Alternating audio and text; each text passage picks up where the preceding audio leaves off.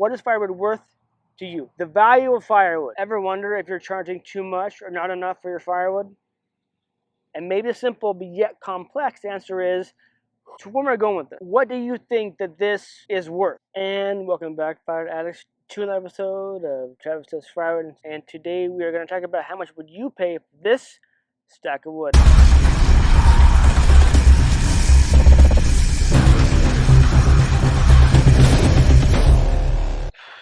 So I think a lot of you may be on social media. If you're on social media, you're probably on Facebook. And if you're into firewood, you're probably on at least one of many, if not dozens, of firewood-focused groups on Facebook, including maybe even mine. I think a lot of them are known for being pretty toxic, and making fun of people, homophobia. And it's definitely a weird place to be. You have to be thick-skinned to kind of play the part. Anyway, I'm not judging in terms of content and commentary on those groups. Why I bring up those groups is because a common question on there, I would say, is people asking how much is a good price for X amount of wood. Either they want to sell wood, they want to buy firewood, they kind of want to gauge. Well, if you're asking in a group like that, and the members are national, maybe regional, maybe even international, the answers are going to be across the board. It's not the correct forum to ask, in my opinion. So I bring that up to say a lot of people have questions. Well, how much do I charge for wood? Or how much do I even pay for wood? I think the price of firewood may go up each year based on supply and demand, the price of your tool, maybe gas as well, the economy, etc. There's many factors that that are involved with and go with the price of firewood. Let's say for a cord of firewood per year, not to mention species, etc. If it's green, if it's seasoned, there's many factors. We can go on and on the list, maybe even like a rabbit hole. But what I have behind me here to my right is 1/6 of a cord of oak. And I don't think I've ever had oak in my wood yard. I thought I have an oak tree in my back 40, in the back here. I was mistaken. That's not oak. That's a hazelnut tree. I don't know species, and if you're gonna judge, because I couldn't figure out what a hazelnut tree is compared to an oak tree, it is what it is. I don't know what to tell you. So, but I have oak in my hand, and I have oak here, and it's measured out to be 1/6 of a cord. Okay, and I wasn't going to introduce this wood until I was ready, but I'm going to introduce it here. So I had to pay for this wood. I had to scour my contacts, who I know in my area who does firewood, sells firewood. Even if they don't sell, maybe they burn it for their own purposes. But I reached out, and there's one guy who had oak, and I bought all that he had that was good.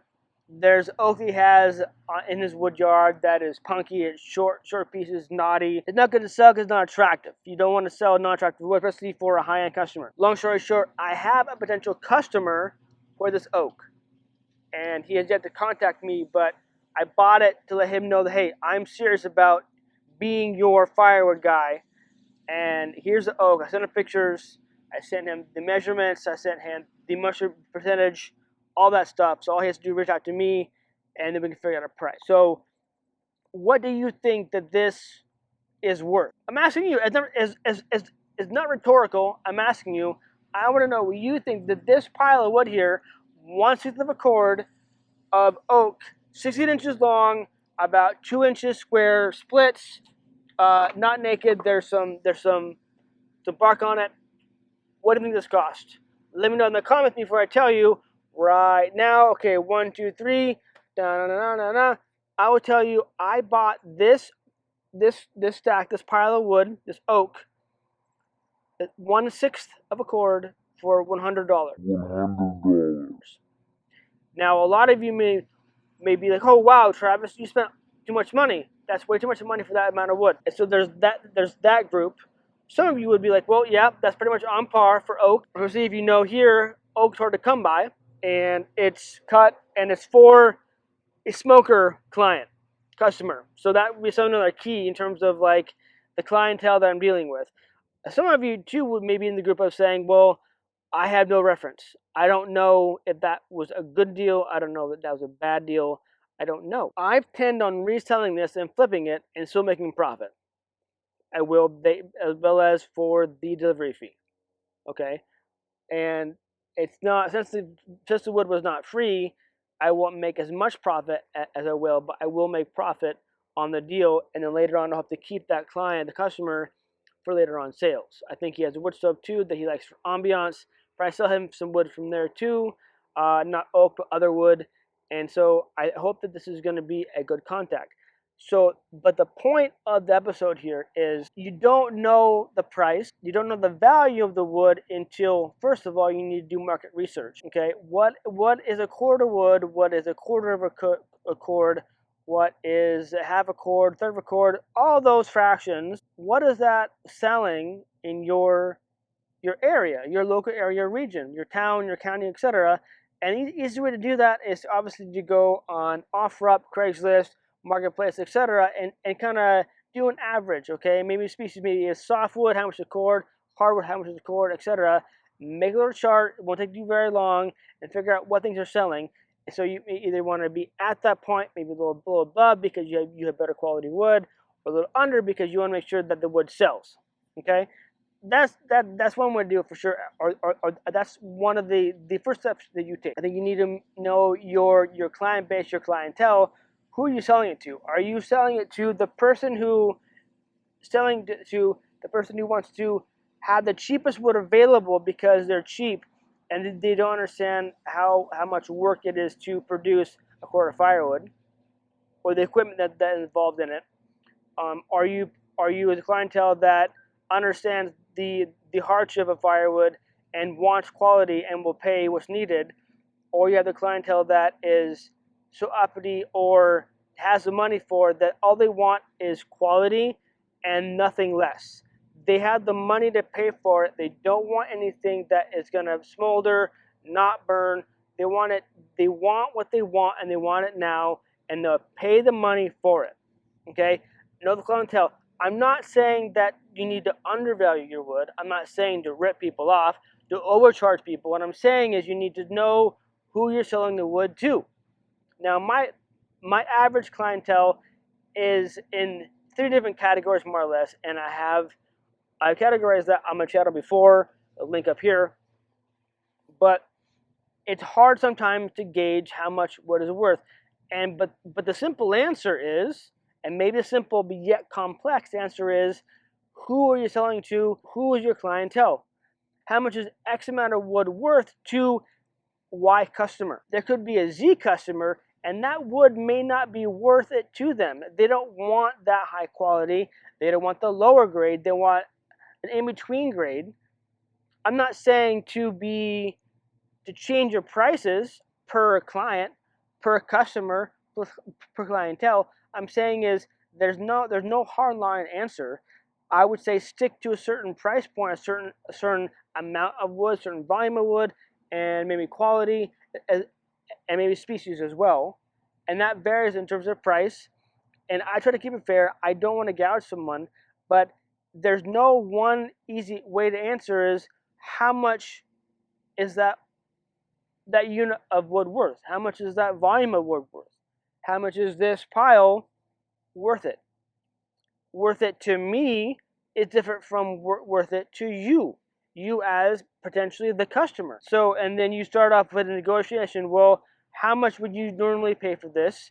And then go from there. Because you want to, if you're going to sell to a new customer, you want to make sure that you can keep them on the hook for later on for future sales. Maybe not that same type of wood, maybe different types of wood. So where am I going with this? I say what impacts the value of firewood maybe in like 5 different points. For sure, the species of the wood. Oak would be a higher value than let's say pine, or maybe maple would be a higher value than let's say cedar. There are some some camps, there's some tracks of thought that green wood is a lesser value in terms of monetary value than seasoned wood. I understand that, but I think I'm in the camp of, well, I spent the same amount of time to process it. It's just a matter of time of waiting for it to be seasoned. So I, I would charge the same, but I think that, but not everyone feels the same way. Maybe you have rounds, you could sell the rounds versus split cuts. I think that would be obvious. The splits would be worth higher value than the rounds would be. I get rounds for free maybe all the time, right? And the value too would coincide with if it was delivered, it was stacked, or maybe it was dumped where they wanted it to be. All that plays in the value perhaps of the firewood. Now you could be afraid that you're gonna underprice the wood, but I wouldn't do that, especially if you're afraid that people won't pay for the wood. Stick to your guns. If you have wood to sell, you can always wait on it, and especially if it's not like your full-time job, or like if you don't sell this wood, then you don't eat dinner that night type thing. I hope that you're not in that situation, but stay on par with what is being sold, or if you know that your firewood is of quality, bump up that price to make sure that you get the quality cut. Next time you sell firewood, make sure you're charging for what your time and wood is really worth. But I want to know what firewood is selling in your area, and if you're going to drop the price and higher the price based on supply and demand. So we'll see how this all goes, and within this next cold season coming up very, very soon, how the season is going to go and the prices of firewood across the continent or maybe in your area. So short answer is the value of wood, it may be on you. What do you value it at? That may not coincide with the person on the other end wanting to buy it from, But I'm hoping to make double what I paid for this. We'll see how this goes. So, if I want to know your thoughts, the value of firewood, with all the factors, your time, your equipment, bar oil, mixing, fuel, all of that, your processor, obviously your time is of value, and then your hard sweat, energy, and then you make a pile of wood, or in this case here, this example here, you bought a pile of wood. What is the firewood worth? Just something to chew on. I guess rhetorical. But let's start a conversation down below. What do you think? What's firewood worth? What is firewood worth to you? That's the episode. Thank you for tuning in. Everybody should remember, life is short to be a prick. So be kind to one another. Rock and roll. Stay safe. Keep cutting. Cheers.